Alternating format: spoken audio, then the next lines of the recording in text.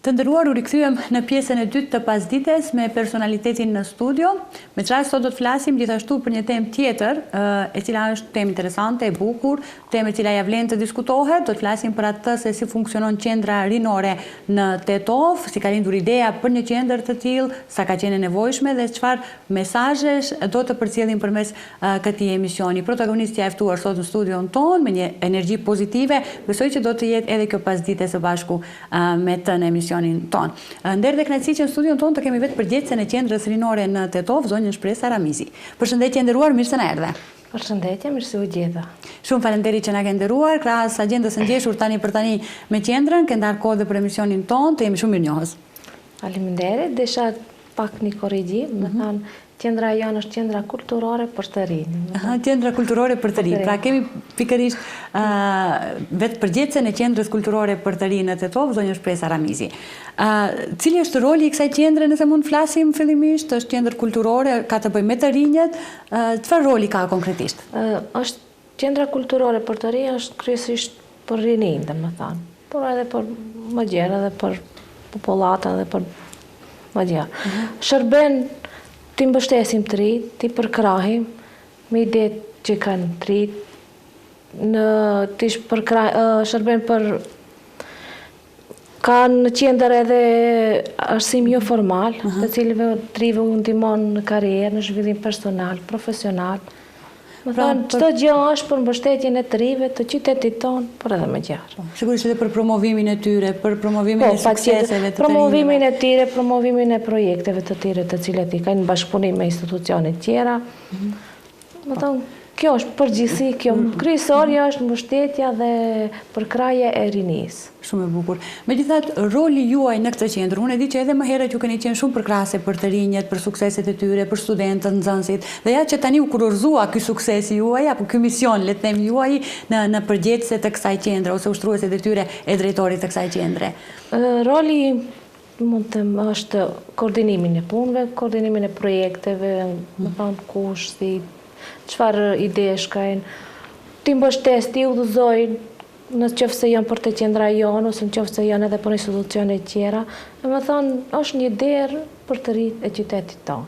Thonë, diçka shumë e mirë, edhe pse është e re, pra është institucion i ri që krijohet, po krijohet në kuadër të komunës së Tetovës.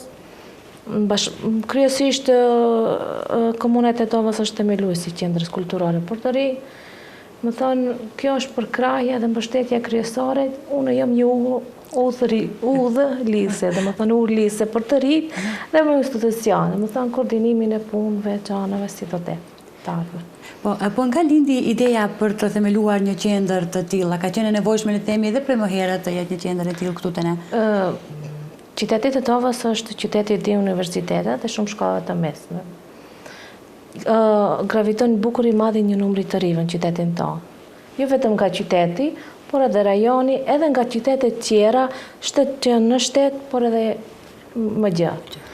Duke pas parasysh numrin e madh të rinjve, patjetër që një qendër që është të krijohet shumë më herët, jo tash.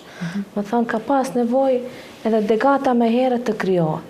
Por me përkrahjen e komunës, më thonë, me vizionin e qartë, edhe pak se më vonë po që ja u arrit edhe kjo. Dhe është shumë e bukur në fakt.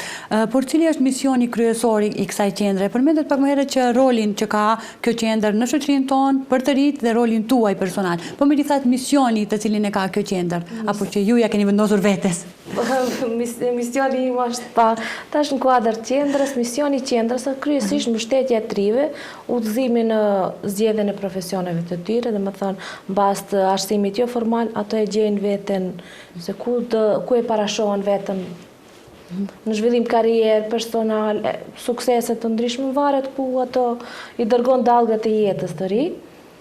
Përkrahje direkte të rinjve, duke dhënë edhe hapësirat të shfrytëzojnë dhe kështu me radhë. Po, megjithatë, a i dedikohet për shembull një grup moshe të caktuar kjo qendër, apo janë vetëm të rinj të cilët mund të marrin pjesë? Po, mund të them edhe i dedikohen përfaqësisht të rinj prej shkollave mesme, pra prej 15 vjeçar, deri në moshën 30 vjeçare. Më thonë, mosha që llogaritet të rinj, pra edhe nxënës, student, po ashtu edhe student të master ose më larë, më thonë, kush çka ka nevojë, ne jena der për ta. Jo vetëm të fokusona të rit, se më shumë fokuson të rit janë vetëm të shkollave mesme. Jo, ne kena edhe student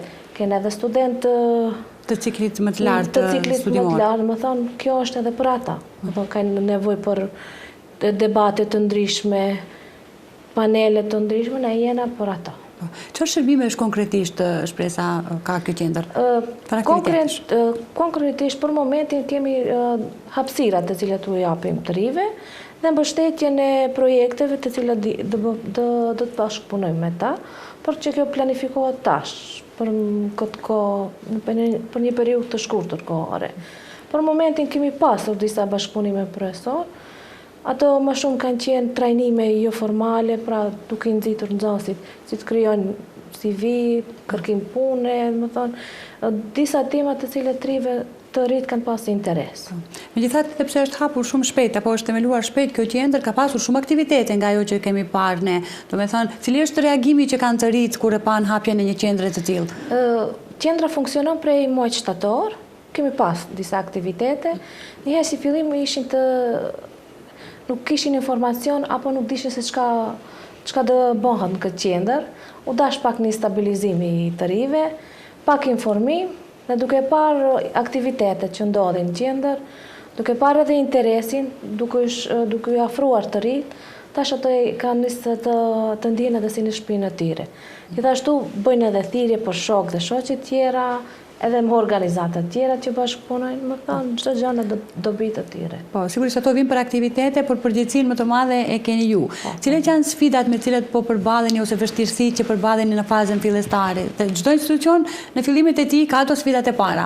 Sfida plot ka. Pafund, mund të them pafund. Fillimi është çdo herë i vështirë. Si sfidë duhet pak investime dhe pak më shumë, pra në hapësirat janë multifunksionale, që të shërbejnë të rive, pasi që të rritë të hantash që janë të informuar, kanë informacionet më shumë, dinë se çka është qendra kulturore. Kjo e bën edhe informimi apo globalizmit, më thonë ato kanë qasje direkte edhe me shtetet në rajone të zhvilluara dhe kanë kërkesa të mëdha. Tash ne duhet të jena një hap me ta që t'u afrojmë ato kërkesa ose ato që i kërkojnë më së shumë të i kanë kërkesa të jenë hapësirat më multifunksionale, të kenë më shumë IT ose kësi digital, të jenë më të përparuara. Me teknologji. Përmendet pak më herët që kjo qendër është në kuadër të komunës së Tetovës. Sa ka qenë e rëndësishme për juve që komuna ta përkra, le të themi, një projekt të tillë kaq të rëndësishëm për të rinjt? Komuna ka rëndësi të madhe, pasi që është themeluesja e qendrës. Dhe përkraj drejt për drejt e ka edhe garantimin të buxhetit të cilin e kena si qendër për momentin, edhe gjithashtu edhe funksionalizimit mjeteve, gjanave kryesore i kena prej komunës. Për të rinjt, sa ka qenë rëndësishme për zhvillimin e tyre, le të themi personal, socializimin e tyre, hapja një qendre të tillë? Për të rinjt ka pas ndikim pozitiv, pasi që ato kanë bërë takime, më thonë nuk janë të targetuar vetëm me një grup moshe, janë më thonë si e ceka më herët ka edhe student edhe nxënës, ato kanë pa ndërmjet vete se bashkëpunim, rjetëzim, shkëmbim idesh, por gjithashtu planifikohet edhe të kenë projekte të përbashkëta, më thonë me student dhe nxënës dhe shohim si do të jetë. Kështu lidhin dhe bashkëpunimet, hapen dyer, besoj edhe ndikon në zhvillimin e tyre. Bashkëpunimi kryesor është ndërmjet tyre, më thonë ka një vizion të qartë për veten dhe besoj kjo rini të arrijë më shumë suksese sa dhe na. Sigurisht kur ka një mbështetje të tillë, padyshim që do të arrijë. Megjithatë duhet të flasim pak edhe për planet, përmendet pak më herët planet. Cilat janë planet afatshkurte, qoftë afatgjate që i keni në agjendën tuaj? Më thënë planet kryesor janë të mbështesin projektet e të rive, por edhe bashkëpunime ose si mund të themi festivalet për të rinj, muzikore, më thonë kryesisht për të rinj. Gjithashtu planifikojmë të organizojmë edhe verën kulturore tetovare brenda 2-3 vjetëve, më thonë mund të themi afat mesë, derisa të formalizohen e si qendër, Kështu. Po bashkëpunime me shkollat, le të themi, shkollat fillore të mesme, në të institucione tjera? Shkollat fillore nuk i tangojnë moshës qendrës.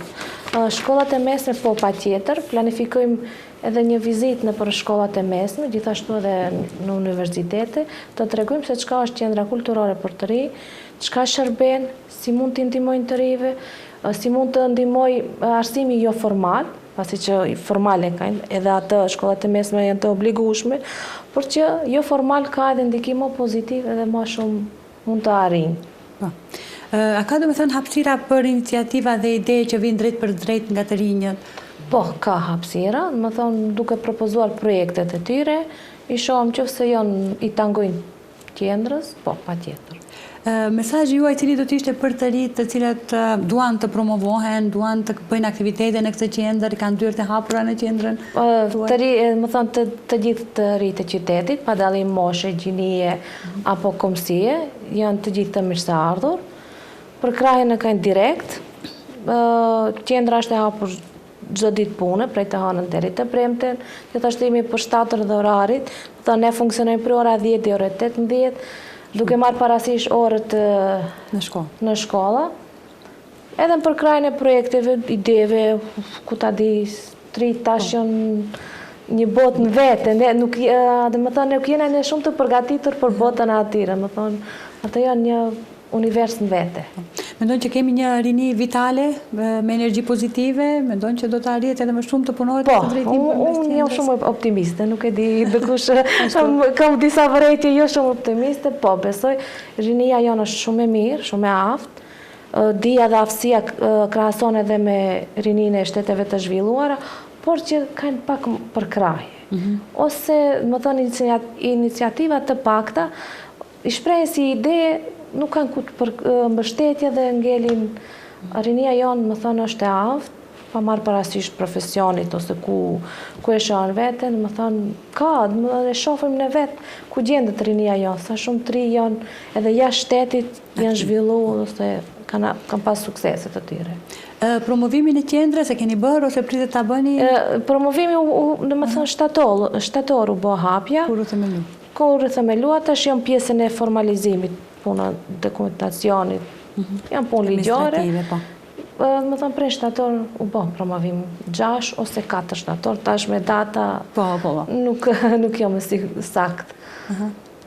Do të thënë, ky është mesazhi që dëshirojmë të përcjellim përmes këtij emisioni, të gjithë ata të rinj që duan të marrin pjesë me aktivitetet e tyre, kanë të hapur derën e kësaj qendre?